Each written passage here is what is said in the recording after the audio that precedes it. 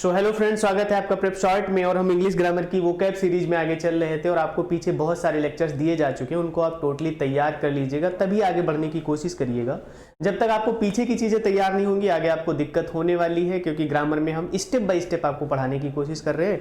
तो आप भी स्टेप बाय स्टेप ही पढ़ने की कोशिश करिएगा, जो चीज़ें आपने पीछे अब तक रेडी नहीं हुई हैं। जब भी मैं आपको ग्रामर में कुछ बताते तो आपको हम पीछे का हमेशा कॉन्टेक्स्ट देते रहते हैं, रेफरेंस बताते रहते हैं कि ये चीज़ हमने पीछे यहाँ पढ़ी हुई थी, ये चीज़ हमने इस तरीके से पढ़ी थी। तो अगर आप स्टेप बाय स्टेप करते रहेंगे तो आपको बिल्कुल भी प्रॉब्लम होने वाली नहीं है और बहुत इजी तरीके से आप सीख जाएंगे। फर्स्ट और लास्ट टाइम आपने जितनी भी जगह इंग्लिश पढ़ी होगी आपको हर बार प्रॉब्लम होती होगी कभी, क्योंकि कुछ प्रॉब्लम तो आपकी भी होती है। कोई एक चीज पढ़ ली एक छोड़ दी, फिर कोई एक चीज पढ़ ली कोई एक छोड़ दी, ऐसे नहीं करना है। आप देखिएगा सीरियल से पढ़िएगा और सीरियल से पढ़ के आपको कभी ऐसा लगेगा ही नहीं कि आप इंग्लिश सीख रहे हैं, बिल्कुल खेलते खेलते आप इंग्लिश सीख जाएंगे। तो वो कैब में हम एंटोनिम्स की कुछ टेबल करेंगे, फिर पीछे आए हुए क्वेश्चन हम आपको करवाएंगे, उससे आप अपने आप को चेक कर पाएंगे कि जो क्वेश्चंस आए हैं उसमें आपको क्या प्रॉब्लम हो रही है, और अगर प्रॉब्लम हो रही है तो उसका समाधान क्या है वो भी हम आपको बताते चलते हैं साथ साथ के। बस फॉलो करना आपकी जिम्मेदारी है, पार्टिसिपेट करना आपकी जिम्मेदारी है। अगर आप पार्टिसिपेट नहीं करेंगे तो लर्निंग प्रोसेस स्लो हो जाएगी और टाइम टेकिंग हो जाएगी, स्लो हो जाएगी और टाइम टेकिंग हो जाएगी। तो चलिए आगे लिखते हैं हम कुछ एंटोनिम्स। क्या करने वाले हैं हम? एंटोनिम्स करने वाले हैं। तो पहले तो हम आपको टेबल देंगे कुछ, जैसा कि हमेशा दिया जाता है आपको टेबल, और उसके बाद फिर हम आपको आए हुए कुछ क्वेश्चंस कराएंगे, वो आपको पार्टिसिपेट करना है उसमें। तो जैसे हमने वर्ड लिखा नोटोरियस, क्या लिखा? नोटोरियस। आप देखते हैं आपके आसपास सोसाइटी में बहुत सारे ऐसे लोग मिल जाते हैं जिनको आप बोलते हैं बहुत नोटोरियस है। कैसा है? बहुत नोटोरियस है। तो उसका एंटोनिम क्या हो जाएगा? उल्टा क्या हो जाएगा? आपके आसपास कोई ऐसा व्यक्ति भी रहता है जो बहुत रेपुटेड है। कैसा है? रेपुटेड है। उसकी अपनी अलग पर्सनालिटी होती है ना, उसको सब लोग रेस्पेक्ट करते हैं। तो आपके आसपास आपको नोटोरियस लोग भी मिल जाएंगे और रेपुटेड लोग भी मिल जाएंगे। तो नोटोरियस का अपोजिट क्या हो जाएगा? रेपुटेड हो जाएगा। यस और नो? हाँ, एक वर्ड है डिमांड। क्या है? डिमांड। इसको आप डेली अपनी लाइफ में सुनते ही होंगे। किसी चीज की डिमांड बढ़ जाती है और अगर सप्लाई कम हो गई तो क्या हो जाएगी? महंगाई हो जाएगी, है ना। और आप हमेशा ब्लेम करते ही रहते हैं कि सरकार, जब से नरेंद्र मोदी की सरकार बनी है तो तब से क्या हो गया है? महंगाई बढ़ती चली जा रही है ना। तो वो तो चलता रहेगा, लेकिन डिमांड का क्या हो जाता है? सप्लाई हो जाता है। क्या हो जाता है? सप्लाई हो जाता है। जब आप इकोनॉमिक्स पढ़ते होंगे तो ये वर्ड, ये टर्म बहुत बार पढ़ते होंगे, डिमांड और सप्लाई। डिमांड ज्यादा होगी सप्लाई भी ज्यादा होगी तो दिक्कत नहीं होगी। डिमांड ज्यादा होगी और सप्लाई कम हो गई तो क्या हो जाएगी? महंगाई बढ़ जाएगी, है ना। और अगर डिमांड भी क्या रही, डिमांड भी कम रही और सप्लाई भी कम रही तो भी कोई फर्क नहीं पड़ता है ना, गैप नहीं होना चाहिए। तो डिमांड का अपोजिट क्या हो जाता है? सप्लाई हो जाता है। क्या हो जाता है? डिमांड का अपोजिट क्या हो जाता है? सप्लाई हो जाता है। तो इसको आपको याद रखना है ठीक से। आगे देखिएगा, वर्ड है जैसे डिटेस्ट। क्या है? डिटेस्ट। डिटेस्ट मतलब होता है किसी चीज को अलग करना। क्या करना? या सम्मान ना करना। क्या करना? डिटेस्ट का मतलब होता है सम्मान ना करना। तो इसका अपोजिट क्या हो जाएगा? एडोर हो जाएगा। क्या हो जाएगा? एडोर हो जाएगा। एडोर का मतलब क्या होता है? रेस्पेक्ट करना, सम्मान करना। क्या करना? रेस्पेक्ट करना, सम्मान करना। तो इसका डिटेस्ट का अपोजिट क्या हो जाएगा? रेस्पेक्ट करना हो जाएगा, है ना। तो डिटेस्ट का मतलब क्या होता है? डिसलाइक होता है। क्या होता है? डिसलाइक। ओके, है ना। क्या होता है? डिसलाइक होता है। तो डिटेस्ट का अपोजिट क्या हो जाएगा? एडोर हो जाएगा। बोलो। और एक वर्ड होता है पैट्रियट। क्या होता है? पैट्रियट। तो पैट्रियट का अपोजिट क्या हो जाएगा? ट्रेटर। क्या हो जाएगा? ट्रेटर।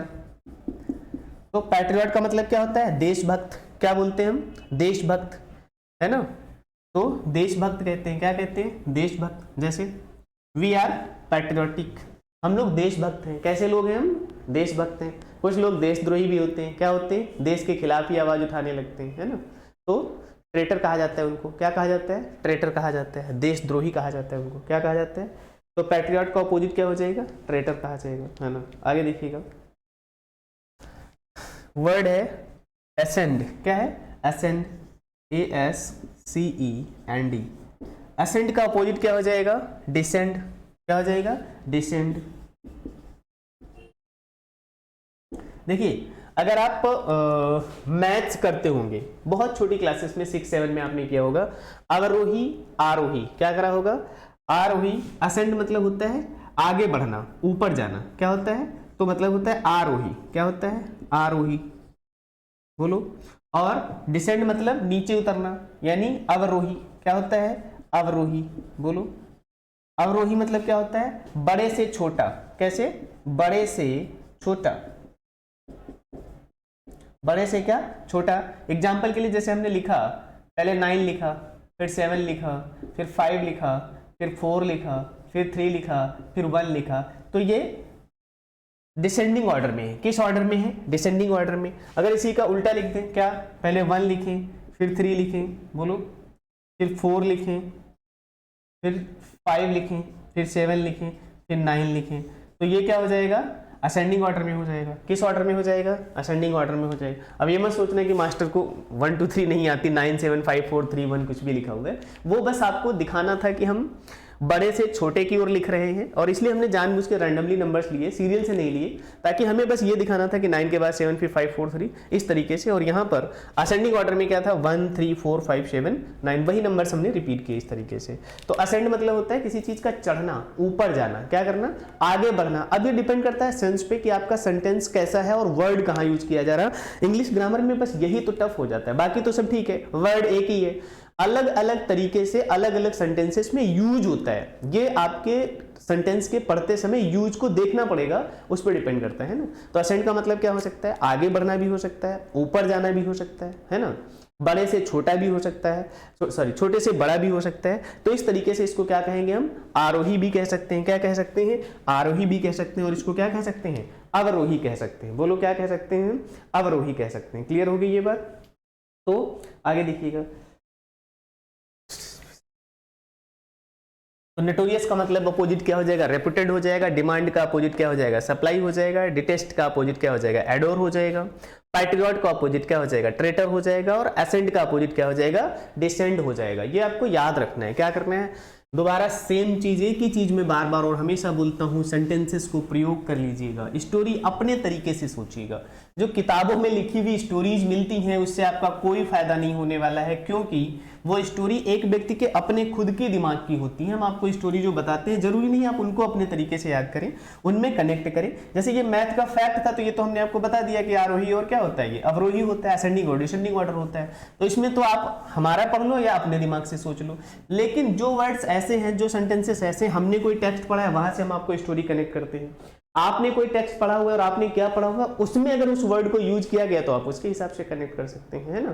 तो इतना तो आपके पास कंसेशन होना ही चाहिए कि आप स्टोरी और आप सेंटेंसेस आप अपने सेंटेंस बनाइएगा, वो आपके माइंड में हमेशा रहेंगे, एटर्नल रहेंगे, है ना। आगे देखिएगा, तो असेंडिंग डिसेंडिंग हो गया।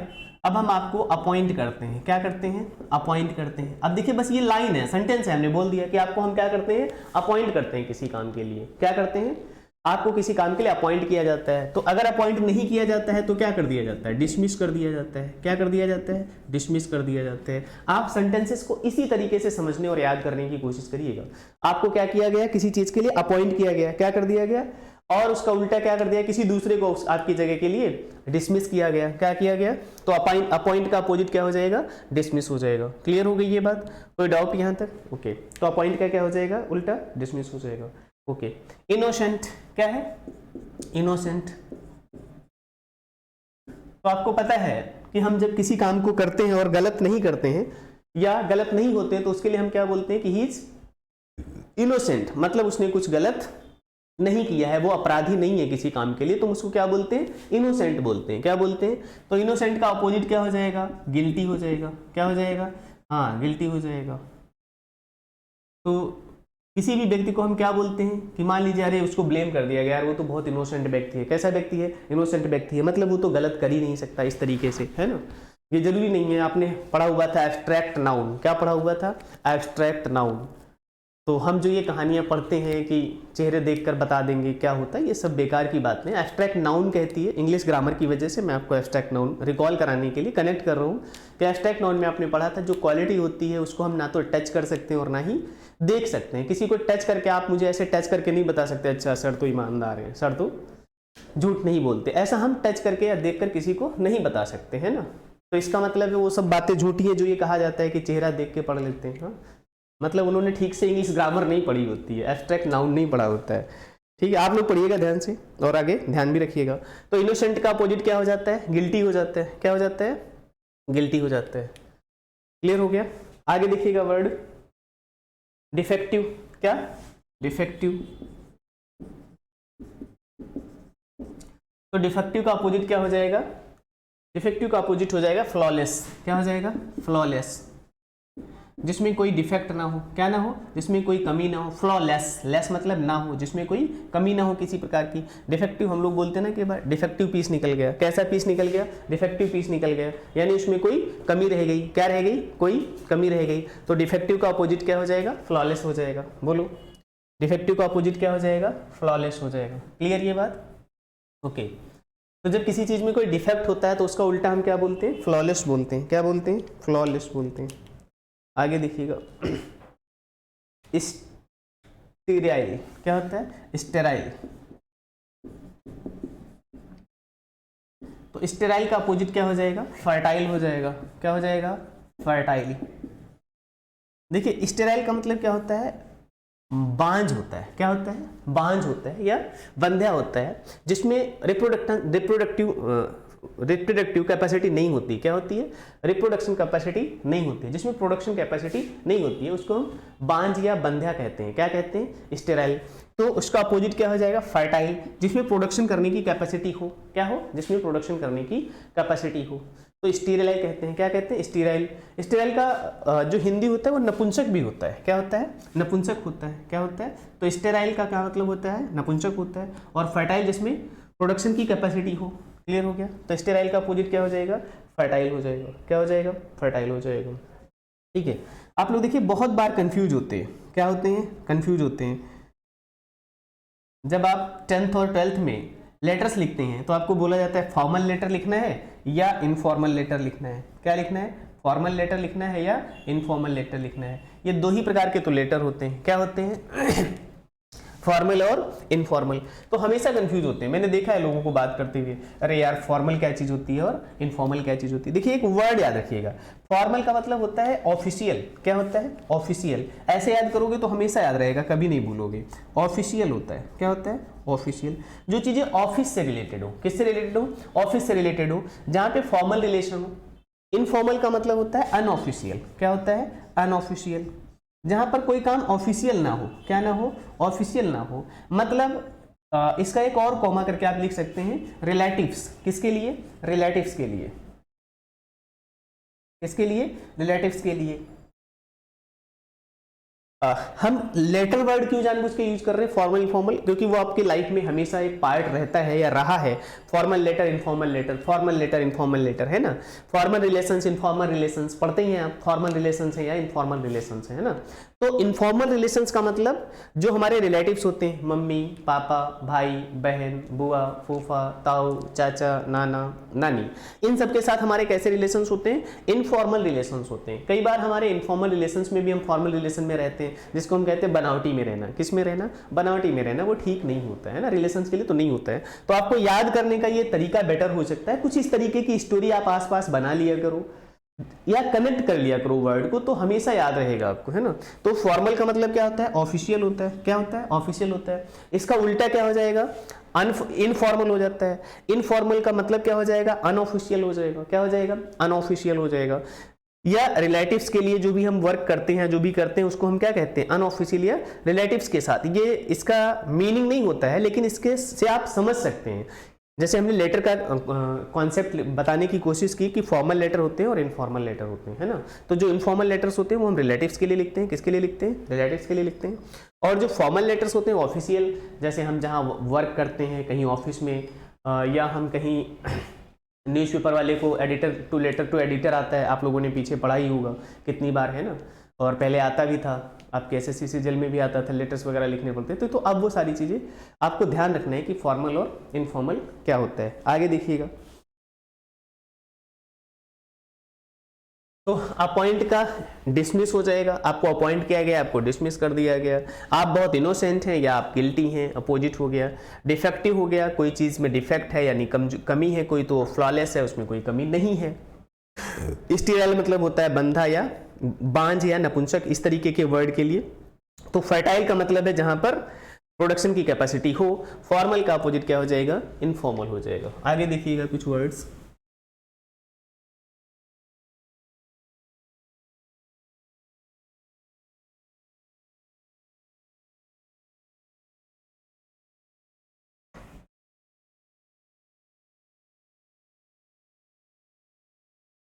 हम्बल क्या है वर्ड, जैसे वर्ड है हम्बल, तो हम्बल का अपोजिट क्या हो जाएगा, हठी। क्या हो जाएगा, हठी, HAUGHTY। हठी मतलब होता है जिद्दी, जो काम जबरदस्ती करता है, जिद करता है। तो हम्बल मतलब होता है सॉफ्ट कॉर्नर वाला, सॉफ्ट हार्ट वाला। क्या कहते हैं, हम बोलते हैं कई बार कि कोई व्यक्ति बहुत क्या है, हम्बल है, तो उसका अपोजिट क्या हो जाएगा, हठी हो जाएगा। ध्यान रखना है, हम्बल का अपोजिट क्या हो जाएगा, हठी हो जाएगा। आगे देखिए, फिलैंथ्रोपिक क्या है, फिलैंथ्रोपिक,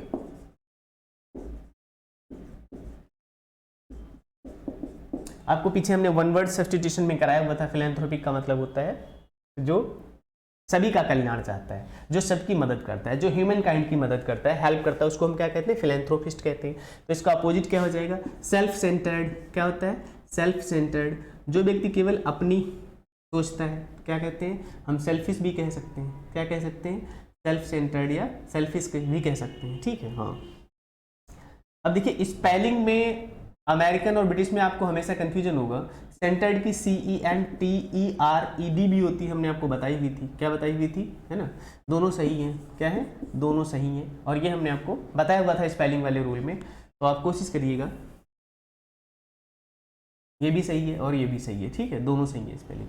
सेल्फ सेंटर्ड हो जाएगा, क्या हो जाएगा, फिलेंथ्रोपिक का क्या हो जाएगा, सेल्फ सेंटर्ड हो जाएगा या सेल्फिश हो जाएगा। क्या हो जाएगा, सेल्फिश हो जाएगा। ओके, आगे देखिए, डिमोलिश क्या है, डिमोलिश, डिमोलिश का उल्टा क्या हो जाएगा, एस्टैब्लिश करना। क्या करना, एस्टैब्लिश करना। अब देखिए, डिमोलिश का मतलब क्या होता है, गिराना। क्या होता है, किसी चीज को, किसी बिल्डिंग को गिराना। एस्टैब्लिश करना होता है किसी चीज को स्थापित करना, क्या करना, या बनाना। आजकल आप पूरे देश में देख ही रहे हैं, जहां भी जो गलत लोग हैं, गलत तरीके से जो प्रॉपर्टी कमाई गई है, उन्होंने बनाई है, तो उन पे क्या चल रहा है, बुलडोजर चल रहा है, मतलब डिमोलिशन का काम चल रहा है। हमारे एक मुख्यमंत्री साहब है, उनका काम ही यही है, उनका नाम ही बाबा बुलडोजर रख दिया गया। उनका काम ही है केवल डिमोलिश करना। क्या करना, डिमोलिश करना मतलब गिराना। तो इस तरीके से आप अपने हिसाब से स्टोरी जोड़ सकते हैं। क्या कर सकते हैं, डिमोलिश कर सकते हैं। अब पूरे देश में जहां भी गलत तरीके से किसी ने संपत्ति या अवैध संपत्ति से कुछ बिल्डिंग्स बनाई हैं, वो गिराई जा रही हैं। क्या की जा रही हैं, गिराई जा रही हैं। तो डिमोलिश करना, क्या करना, इसका राजनीति कोई लेना देना नहीं है, वो हम आपको बस स्टोरी बता रहे हैं ताकि आप धीरे से उसको क्या कर सके, कनेक्ट कर सके। आपको राजनीति से मतलब भी नहीं है, पहले नौकरी ले लीजिएगा, फिर आप आराम से फ्री होकर जो मन है आप राजनीति करिएगा, नहीं करिएगा वो आपकी इच्छा है। अभी केवल नॉलेज के लिए हम आपको कनेक्ट कर रहे हैं ना, किसके लिए कनेक्ट कर रहे हैं, नॉलेज के लिए। ताकि आप जब न्यूज़पेपर पढ़ते हैं तो आपको आता है रोज डिमोलिश की जा रही, बिल्डिंग्स डिमोलिश की जा रही है ना, बिल्डिंग्स क्या की जा रही, डिमोलिश की जा रही हैं। तो डिमोलिशन का काम चल रहा है, किसका काम चल रहा है, डिमोलिशन का काम चल रहा है। वो कैसे चल रहा है, आप स्टोरी को कनेक्ट करते हैं तो बहुत अच्छी बात है ना। हाँ, तो डिमोलिश करना क्या हो गया, पूरे देश में डिमोलिशन का काम कर रहे हैं या स्टेब्लिशमेंट का काम चल रहा है। तो डिमोलिश किस चीज़ का हो रहा है पूरे देश में, जो गलत तरीके से संपत्तियां बनाई गई हैं, घर बनाए गए हैं, बिल्डिंग्स बनाई गई है ना। तो इसलिए क्या किया जा रहा है, मेनली यूपी में ये काम बहुत तेजी से चल रहा है। तो ध्यान रखना है, जो लोग इधर एनसीआर के होंगे या यूपी के होंगे आप में से, वो लोग इस चीज़ को बहुत अच्छे से जानते भी होंगे। तो इसलिए कहते हैं न्यूज़पेपर पढ़ा करो। जब आप न्यूज़पेपर पढ़ेंगे तो नॉलेज भी बढ़ेगा आपका, और ये वर्ड्स भी आपको डेली के डेली मिलेंगे, तो आपको रेडी करना ईजी हो जाएगा। आगे देखिएगा, और वर्ड है डेप्थ। क्या होता है, डेप्थ। तो डेप्थ का क्या हो जाएगा, सैलो।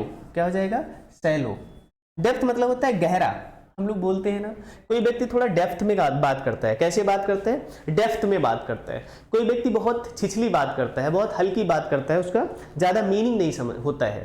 तो डेप्थ और सैलो होता है। जैसे पानी गहरा है तो उसको हम क्या बोलते हैं, डेप्थ बोलते हैं। पानी कम गहरा है तो उसको क्या बोलते हैं, सैलो बोलते हैं। क्या बोलते हैं, सैलो बोलते हैं, या छिछला बोलते हैं। क्या बोलते हैं, छिछला बोलते हैं। तो ये वर्ड हिंदी में, अब छिछला ऐसा वर्ड थोड़ी आपको नहीं आना चाहिए, आना चाहिए बिल्कुल भाई, हिंदी है, अच्छा वर्ड है छिछला। क्या, छिछला। तो सैलो का मतलब क्या होता है, छिछला, जिसमें गहराई कम हो। क्या हो, विचारों की भी गहराई हो सकती है, बातचीत की भी गहराई हो सकती है, पैसा भी हो सकता है कम ज्यादा। तो इन सब चीजों पे क्या यूज करते हैं हम, पानी की भी गहराई या कम गहरा हो सकता है। तो डेप्थ का अपोजिट क्या हो जाता है, सैलो हो जाता है। क्या हो जाता है, सैलो हो जाता है। आगे देखिएगा,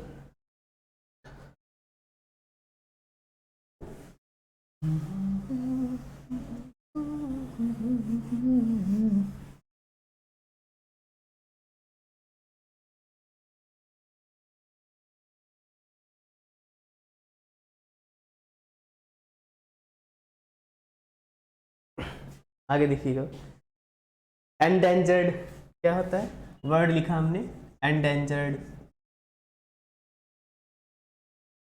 एंडेंजर्ड का क्या हो जाएगा अपोजिट, प्रोटेक्टेड, क्या हो जाएगा, प्रोटेक्टेड।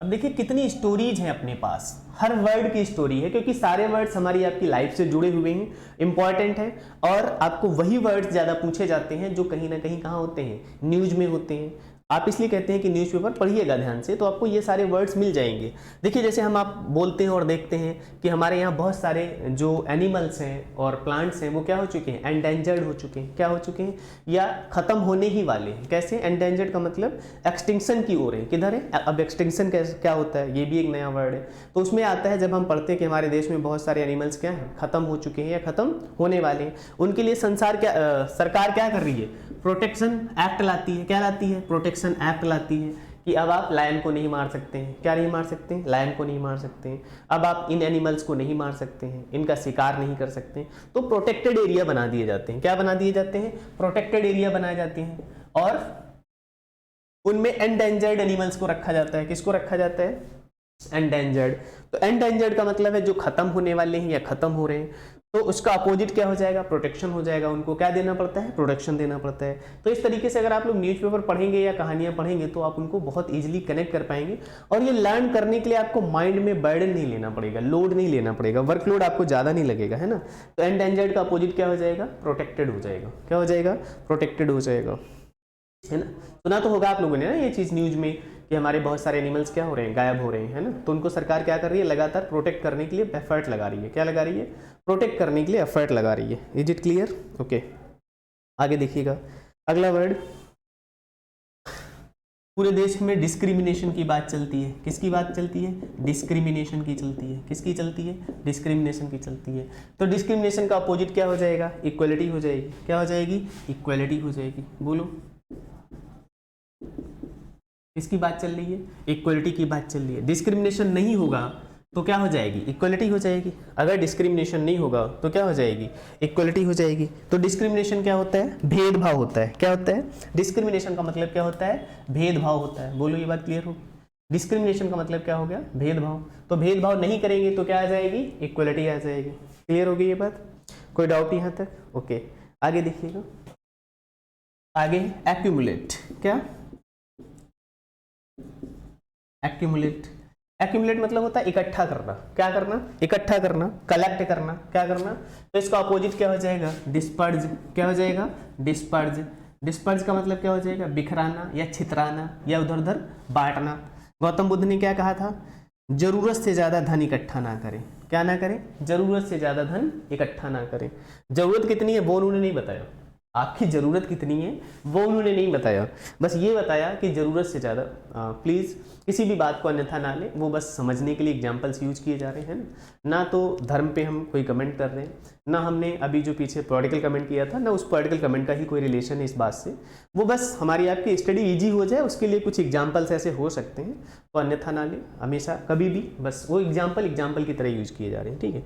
एक्यूमुलेट का मतलब होता है इकट्ठा करना, तो डिस्पर्ज मतलब होता है छितराना, बिखराना, बांटना, दे देना, इस तरीके से। तो हमने आपको बताया गौतम बुद्ध जी ने क्या कहा था कि जरूरत से ज्यादा धन इकट्ठा ना करें, क्या ना करें, जरूरत से ज्यादा धन इकट्ठा ना करें।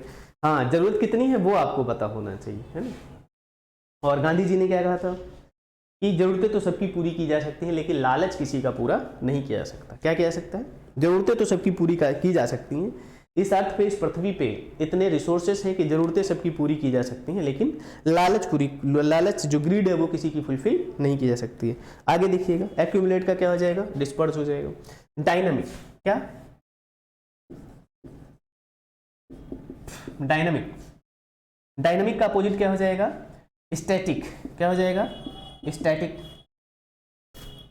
देखिएगा आप लोग बोलते हैं ना बड़ी डायनामिक पर्सनालिटी है, क्या है, जैसे हम बोलते हैं कि कलाम जी की बड़ी डायनामिक पर्सनालिटी थी। कैसी पर्सनालिटी थी, डायनामिक पर्सनालिटी थी। जैसे हम कहते हैं अमिताभ बच्चन जी की बड़ी डायनामिक पर्सनालिटी है, कैसी, जो आगे बढ़ने की हमेशा कोशिश करते हैं, क्या करते हैं, हमेशा आगे बढ़ने की कोशिश करते हैं। तो इस सेंस में भी डायनामिक हो सकती है। स्टैटिक है, क्या है, स्टैटिक है, जो स्थायी है, जो एक जैसा है, क्या है, एक जैसा है, जिसमें चेंजेस नहीं होते।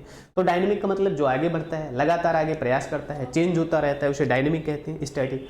और आपने बहुत एग्जाम्पल पढ़ा होगा, ये सब्जेक्ट बहुत डायनेमिक है, क्या है, और हम बोलते हैं क्या, जीएस पोर्शन को स्टैटिक बोलते हैं, क्या बोलते हैं, स्टैटिक जीएस बोलते हैं, क्या बोलते हैं हम लोग, स्टैटिक जीएस बोलते हैं। तो स्टैटिक जीएस का मतलब है अब हिस्ट्री थोड़ी चेंज हो जाएगी, है ना, हिस्ट्री में जो डेट्स लिखी हुई हैं पहले से जो मेंशन है वो चेंज नहीं होती हैं, तो उसे क्या कहते हैं, स्टैटिक पोर्शन कहते हैं। क्या कहते हैं, स्टैटिक पोर्शन कहते हैं। जो नदियाँ पहाड़ पर्वत ज्योग्राफी में बन गए और जो पढ़े जा रहे हैं तो वो चेंज थोड़ी हो जा रही है, थोड़ा बहुत चेंज हो रहा है, वो नेचर का चेंज है, उसको ऐसे नहीं पढ़ते हैं ना कि वो डायनामिक है ना, तो वो अलग बात है।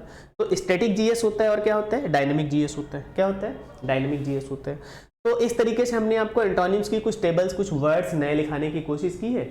आप इनको इसी तरीके से जैसे हम स्टोरी बना के, स्टोरी समझ के, या कभी ये न्यूज में रहे होंगे या किसी चीज से आप इनको जब कनेक्ट कर लेंगे तो लर्न अलग से नहीं करना पड़ेगा आपको, इसके लिए अलग से एक माइंड में स्पेस नहीं बनाना पड़ेगा, एक फोल्डर नहीं बनाना पड़ेगा कि इसको याद करो। याद करने के लिए फोल्डर नहीं बनाना है, आपको क्या करना है कि आपके पास जो नॉलेज है उसी में कनेक्ट कर देना है। आपने कोई स्टोरी पढ़ी है आपके लाइफ में, कोई ऐसा पार्ट रहा है जहां से आप इसको कनेक्ट कर सकते हैं इन वर्ड्स को, तो जैसे ऑलमोस्ट हम कोशिश करते हैं कि आपको हर तरीके से एग्जाम्पल्स दें, समझ आए आपको। हाँ, एक बात और हो सकती है कि हो सकता है जो एग्जांपल्स हम दे रहे हैं वो आपको सूट ना करते हो। क्यों नहीं सूट करते होंगे, हो सकता है आपने वो कहानी पढ़ी ना हो सकता है आपने वो चीज़ देखी ना हो सकता है आपने वो चीज़ सुनी ना हो। आपने जो चीज़ देखी होगी, सुनी होगी, हो सकता है वो हमने ना देखी या सुनी हो। तो आप उस चीज़ को अपने तरीके से कनेक्ट करना बहुत जरूरी है अगर आप इजीली सीखना चाहते हैं, अगर आप वर्कलोड लेना नहीं चाहते हैं। तो अब हम क्या करेंगे कि हमने ये एंटोनिम्स पढ़ लिए, अब एक काम है हमारा कि हम आए हुए एंटोनिम्स जो अब तक पूछे गए हैं उनमें से कुछ हम क्वेश्चंस लेते हैं और उनको सॉल्व करने की कोशिश करते हैं। देखिएगा, तो एंटोनिम्स ये तो हमने टेबल कर ली। अब हम जो करने जा रहे हैं एंटोनिम्स ही करेंगे। एक तो वो सीखेंगे भी आप क्योंकि वो क्वेश्चंस होंगे आपके लिए, और उनको हम प्रैक्टिस भी करेंगे। क्या करेंगे, तो ये जो काम होने जा रहा है ये बहुत बेनिफिशियल है आगे वाला। इससे आपको दोनों फायदे होंगे, एक तो आप सीखेंगे भी और ऑप्शन है आपके सामने तो उनको सॉल्व करने की कोशिश भी करेंगे। जैसे क्वेश्चन है एफ्लुएंट, क्या लिखना है, एफ्लुएंट। तो आपको एफ्लुएंट का एंटोनिम बताना है। क्या करना है, एफ्लुएंट का आपको एंटोनिम बताना है। तो इसके ऑप्शंस हैं, ध्यान से देखिएगा। ऑप्शंस क्या है, हाई, क्या है, हाई। दूसरा ऑप्शन है पुअर, क्या है, पुअर। थर्ड ऑप्शन देखिएगा रेयर, थर्ड ऑप्शन क्या है, रेयर। और फोर्थ ऑप्शन है फ्लुएंट, क्या है, फ्लुएंट। ठीक है, फोर्थ ऑप्शन क्या है, फ्लुएंट। ये बात समझ आ गई। अब देखिएगा, आपको बताना है एफ्लुएंट का, एफ्लुएंट का क्या बताना है आपको, एंटोनिम बताना है। क्या बताना है, एफ्लुएंट का आपको एंटोनिम बताना है। अगर आपको एफ्लुएंट की मीनिंग पता है तो आप बहुत इजीली पकड़ लेंगे। कैसे, एफ्लुएंट की अगर आपको मीनिंग पता है तो आप बहुत इजीली पकड़ लेंगे। एफ्लुएंट का मतलब क्या होता है, अमीर घराने के लोग। कैसे, एफ्लुएंट फैमिली। कैसी फैमिली, एफ्लुएंट फैमिली। तो अब तो आपको ऑप्शन देख के पता चल गया होगा, अमीर और गरीब। क्या हो जाएगा, अमीर और गरीब। तो इसका क्या हो जाएगा, पुअर हो जाएगा। क्या हो जाएगा, अमीर और गरीब से इसका क्या हो जाएगा, पुअर हो जाएगा। रेयर का मतलब है जो बहुत कम उपलब्ध हो उसको हम क्या कहते हैं, रेयर कहते हैं। और आपको पता है फ्लुएंट क्या चीज होती है, जैसे हम लोग बोलते हैं ना फ्लुएंटली बोलता है, तो फ्लुएंट क्या है, जब कोई व्यक्ति कुछ काम लिख या पढ़ सकता है इजिली। क्या कर सकता है, लिख या पढ़ सकता है, लिख या पढ़ सकता है बिना किसी रुकावट के, है ना, बिना किसी रुकावट के, बिना किसी रुकावट के,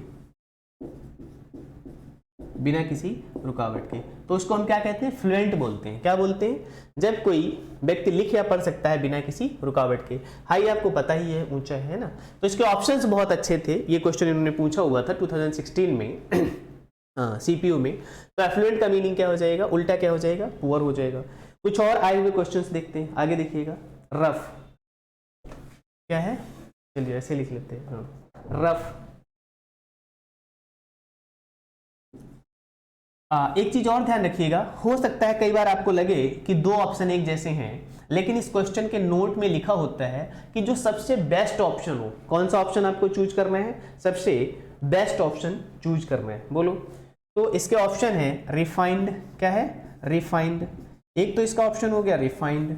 दूसरा ऑप्शन रफ का, एक तो ऑप्शन क्या हो गया आपका, रिफाइंड हो गया। दूसरा ऑप्शन देखिएगा क्या है, चार्मिंग। क्या है, चार्मिंग। और तीसरा ऑप्शन है आपका स्मूथ। क्या है, स्मूथ। रिफाइंड हो गया, चार्मिंग हो गया, स्मूथ हो गया, और हो गया पोलाइट। क्या हो गया? पोलाइट। बोलो क्या हो गया? पोलाइट हो गया। क्लियर ये बात? ओके। अब आपको रफ का एंटोनिम बताना है, और जो सबसे बेस्ट सूटेड एंटोनिम हो। क्या हो? रफ का एंटोनिम बताना है आपको, और जो सबसे सूटेड एंटोनिम हो, है ना? ओके। तो देखिए इजी भी है, आप इजीली बता भी सकते हैं। तो इसका एंटोनिम क्या हो जाएगा? बोलिए, रफ का एंटोनिम क्या हो जाएगा? स्मूथ हो जाएगा। क्या हो जाएगा? स्मूथ हो जाएगा। देखिए रफ जो होता है वो अनइवन होता है। कैसा होता है? अनइवन होता है। बोलो कैसा होता है? तो स्मूथ कैसा होता है? इवन होता है। क्या होता है? इवन हो जाता है। क्लियर हो गई ये बात? ये कैसा हो जाता है? इवन हो जाता है। यस और नो? आगे देखिएगा, और कुछ आए हुए क्वेश्चन आप लोग आंसर देते रहिएगा साथ साथ में, है ना? कमेंट करते जाइएगा अपने अपने आंसर्स। एक दूसरे का चीटिंग करके नहीं करना है, जो आपको लगता है वो आप अपना आंसर दीजिएगा, है ना?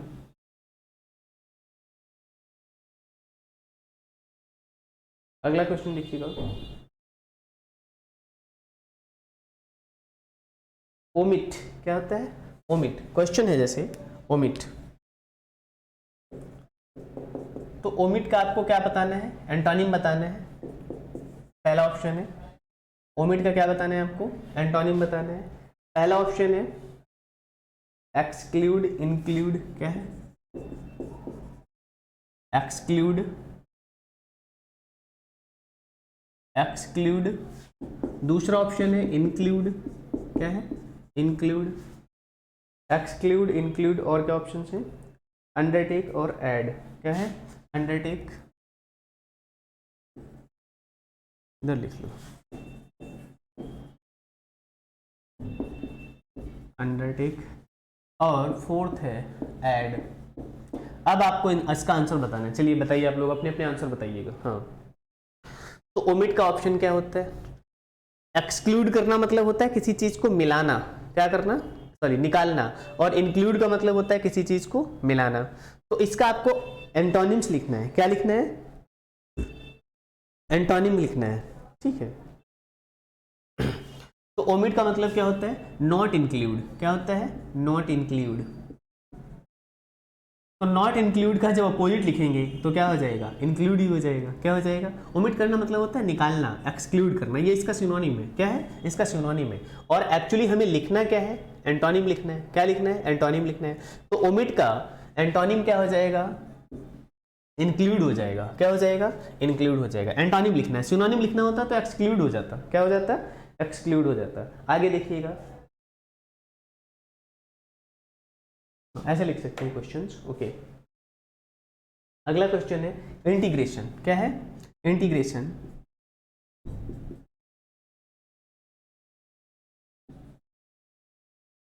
क्या है? इंटीग्रेशन। तो इंटीग्रेशन क्या होता है? मीनिंग इंटीग्रेशन का ऑप्शन देखते हैं पहले।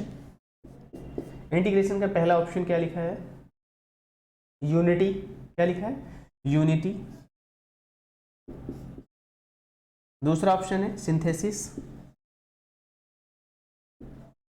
क्या है? सिंथेसिस। यूनिटी है, सिंथेसिस है। थर्ड ऑप्शन है लिंकिंग। क्या है? लिंकिंग। और फोर्थ ऑप्शन है आपका, यूनिटी हो गया, सिंथेसिस हो गया, लिंकिंग हो गया, और फोर्थ ऑप्शन है आपका फ्रैगमेंटेशन। क्या है? फ्रैगमेंटेशन।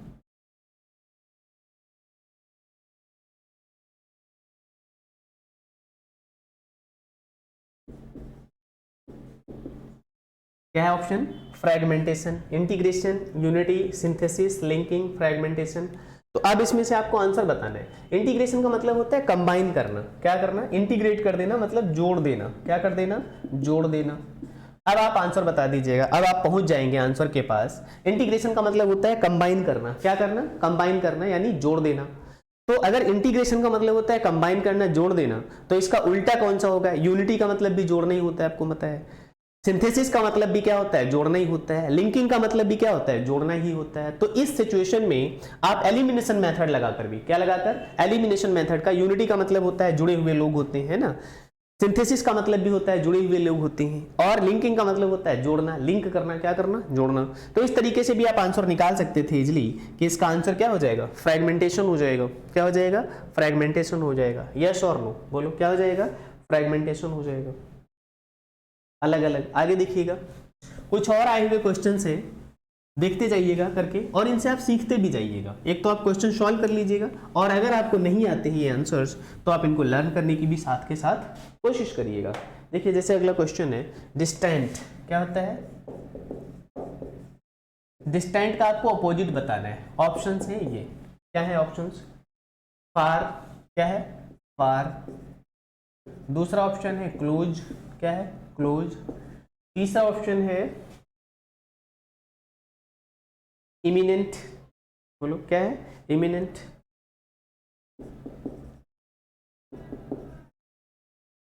और फोर्थ ऑप्शन है अलोन, क्या है, अलोन।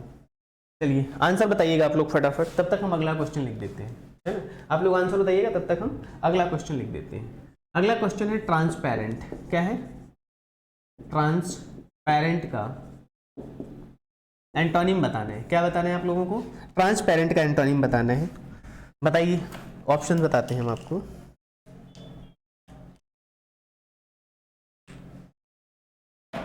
देखिएगा ट्रांसपेरेंट के ऑप्शंस क्या हैं, क्लियर, दूसरा ऑप्शन है एम्बिग्विटी, क्या है, दूसरा ऑप्शन क्या है, एम्बिग्विटी।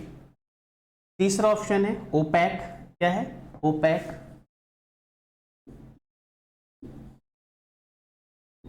फोर्थ ऑप्शन है ओपैक हो गया। फोर्थ ऑप्शन है क्रिस्टल, क्या है, क्रिस्टल। अब आपको इनके एंटोनिम बताना है। क्या बताना है, एंटोनिम बताना है। तो देखिएगा, डिस्टेंट का मतलब क्या होता है, दूर होता है। डिस्टेंट का मतलब क्या होता है, दूर होता है।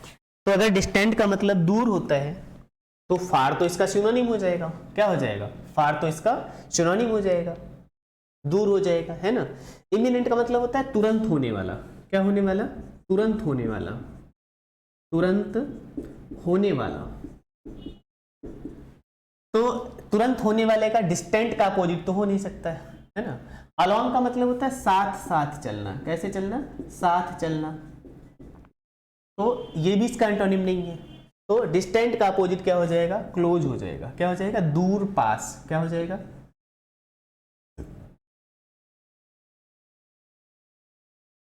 दूर, क्या हो जाएगा, और क्लोज का मतलब क्या हो जाएगा, पास हो जाएगा। क्या हो जाएगा, पास हो जाएगा। क्लियर हो गई ये बात। तो डिस्टेंट का मतलब क्या हो जाएगा, दूर हो जाएगा, और क्लोज का मतलब क्या हो जाएगा, पास हो जाएगा। यस और नो बोलो। अब आते हैं ट्रांसपेरेंट पे। किस पे आते हैं, ट्रांसपेरेंट पे। तो ट्रांसपेरेंट का मतलब क्या होता है, क्लियर दिखाई दे। जो कैसा दिखाई दे, क्लियर। बोलो, ट्रांसपेरेंट का मतलब क्लियर दिखाई दे जो इसमें, है ना। तो क्लियर तो इसका क्या हो जाएगा, सिनोनिम हो जाएगा। क्या हो जाएगा, सिनोनिम हो जाएगा। और एम्बिग्विटी क्या होता है, अस्पष्ट। क्या होता है, अस्पष्ट। ये हो सकता है एंटोनिम, लेकिन इसके सेंस में नहीं है। ट्रांसपेरेंट मतलब देखने के सेंस में। तो अस्पष्ट मतलब कोई बात अस्पष्ट है, क्या है, कुछ पता नहीं है उसमें, तो वो एम्बिग्विटी होती है ना। ओपैक क्या होता है, ओपैक, नॉट क्लियर। ओपैक का मतलब क्या होता है, नॉट क्लियर। और वैसे भी आपने साइंस में पढ़ा होगा, कुछ चीजें ट्रांसपेरेंट होती हैं। कैसी होती हैं, ट्रांसपेरेंट होती हैं। और कुछ चीजें क्या होती हैं, ओपैक होती हैं। तो उसी में आपने पढ़ा होगा, है ना, क्या पढ़ा होगा। तो इस तरीके से इसका आंसर क्या हो जाएगा, ओपैक हो जाएगा। यस और नो बोलो। बात समझ आई, क्लियर, कोई डाउट यहाँ तक नहीं ना।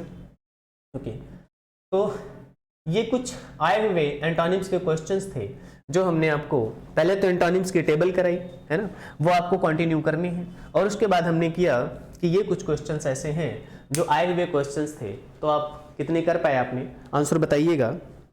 और कोई प्रॉब्लम है तो आप क्वेश्चन करते रहिएगा, हम आपको डिस्कस करते रहेंगे, बताते रहेंगे साथ के साथ में। तो इस तरीके से वोकैब का धीरे धीरे हम एक एक पार्ट कंप्लीट करते जाएंगे, और आप भी साथ में करते रहिएगा। बस छोड़ना नहीं है, क्या नहीं करना है, छोड़ना नहीं है। एक एक चैप्टर धीरे धीरे कंप्लीट करते रहिएगा।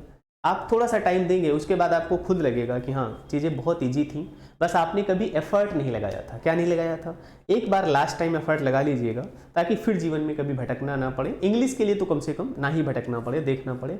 आपका कोई भी एग्जाम हो, चाहे छोटा एग्जाम हो, बड़ा एग्जाम हो, एंटोनिम्स सब में आते हैं, सिनोनिम्स सब में आते हैं, वन वर्ड सब्स्टिट्यूशन सब में आते हैं, noun pronoun verb adverb conjunction interjection अगर आपको आता है तो आप टेक्स्ट को ठीक से पढ़ भी सकते हैं और समझ भी सकते हो। और अगर आप पढ़ और समझ दोनों सकते हैं तो पैसेज भी सॉल्व कर सकते हैं। क्या कर सकते हैं? पैसेज भी सॉल्व कर सकते हैं इजीली। तो इस तरीके से हम करते रहेंगे, आप लोगों का सहयोग चाहिए, आप लोग भी करते रहिएगा। धन्यवाद सेशन को देखने के लिए, और हम आगे सेशन में फिर आपसे मिलेंगे नेक्स्ट सेशन में। तब तक के लिए अपना ध्यान रखिएगा।